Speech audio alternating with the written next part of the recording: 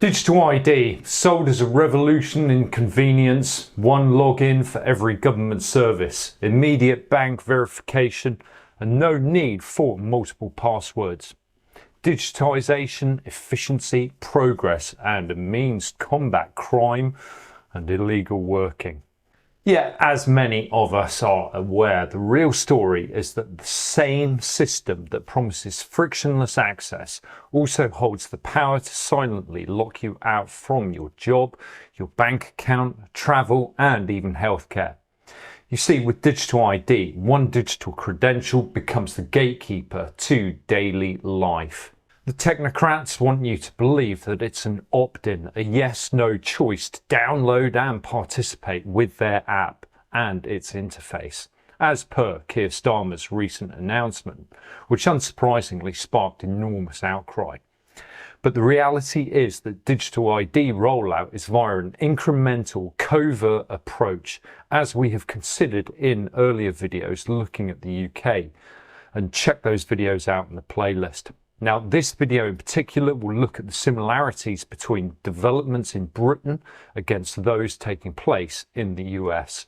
The UK's real push for digital ID is via a one login system, the gov.uk wallet, and a register of digital verification services. Together, this represents a textbook incremental rollout by stealth.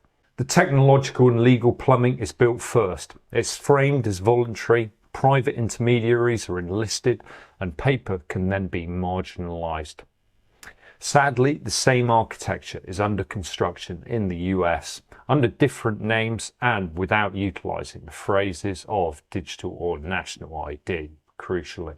Now, I'm going to compare the differences and similarities between the UK and US rollout in the following table, which highlights the British developments against the US parallels. First, government anchor systems. The US has login.gov, which is already used by the IRS, Social Security, veterans, and so on. At the state level, mobile driver's licenses are rolling out under the Department of Homeland Security, the DHS-backed standards. Together, you have an equivalent digital wallet with no name.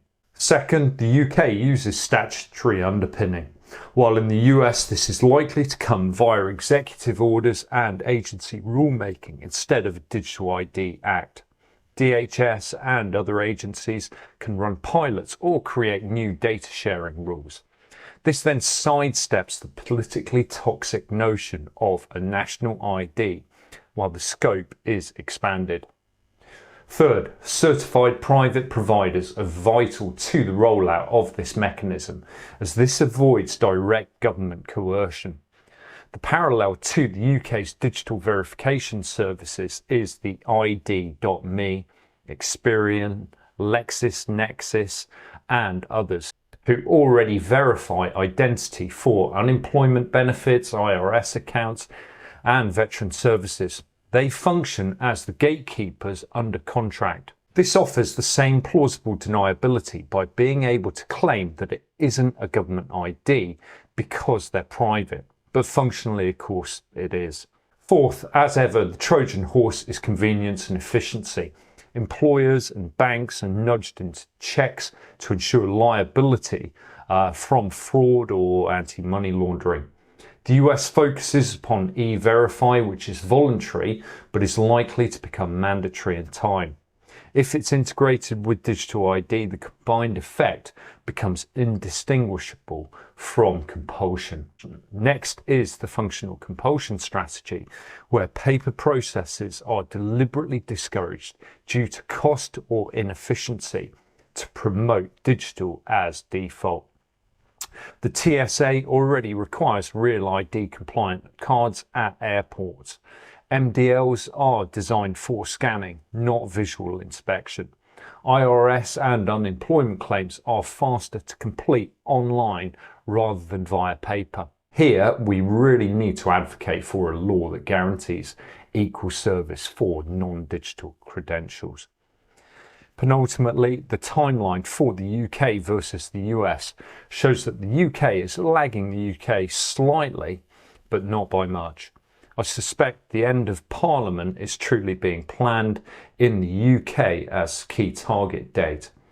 The US passed the Real ID in 2005 and full enforcement was passed in May this year. Login.gov is expanding rapidly. Ahead of 2030, it would seem plausible that a de facto national digital ID is likely to be in place without a congressional vote. I've cited a major legal hurdle to a national identity register in the UK under the Identity Documents Act of 2010. Now, without amendment or repeal, a new centralised register is illegal. In the US, there is no equivalent legal statute that I can find, but there is the Fourth Amendment and the prospect of privacy challenges. Now, this is what makes their workaround of a distributed system using private corporations and state credentials so insidiously clever. What is truly needed in both countries is a law that explicitly prohibits the creation of a single centralised register and guarantees full legal and practical equivalence for paper alternatives. But this must take place before the functional compulsion stage really accelerates digital onboarding. Without major resistance, the US seems to be on track for a de facto digital ID ecosystem by the late 2020s. It will likely consist of the following. Real ID as the physical credential baseline, enforced by the TSA at airports from May this year. Mobile driving licenses as a key digital presentation layer with an ongoing rollout. Then login.gov as a federal single sign-on, which is expanding rapidly. Private identity brokers will then provide the verification layer for benefits, banking and employment.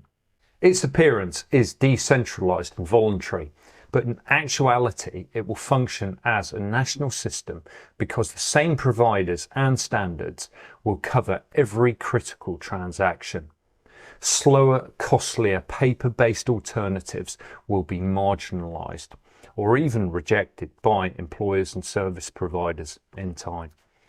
It's almost a mirror image of the strategy that is unfolding in the UK, which is relying upon a critical mass of people to actually onboard themselves, at which point the UK Parliament can justifiably repeal the Identity Documents Act, while in the US Congress can simply formalise what already exists.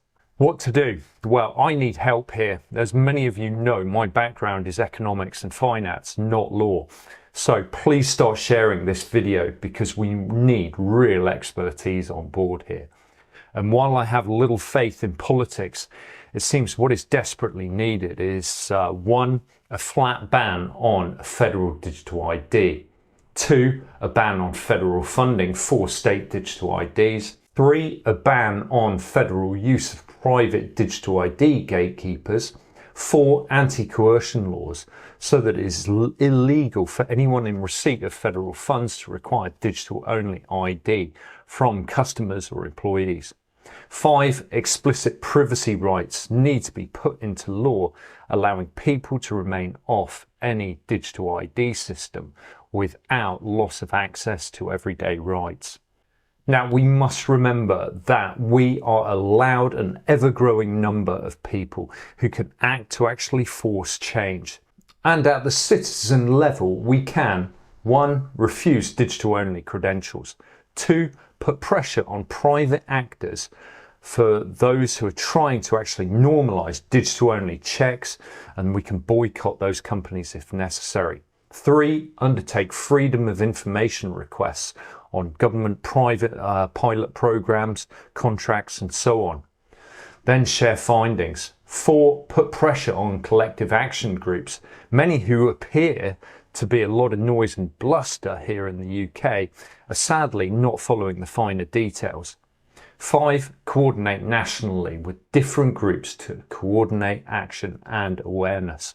But perhaps the most important thing is having an understanding of this incremental rollout, which lets us actually mount meaningful resistance. US or the UK, the pattern is clear. voluntary frameworks, private gatekeepers, marginalisation of paper, and then complete enforcement. At the same time, programmable stablecoins are emerging and the public are turned into ever greater bag holders of government debt. So we've got to resist by being the change that we want to see in the world and do all we can to reduce our reliance upon the system along the way. Now, do check out the other videos on my channel for more. Thanks so much for joining me, and I look forward to seeing you next time. Bye bye.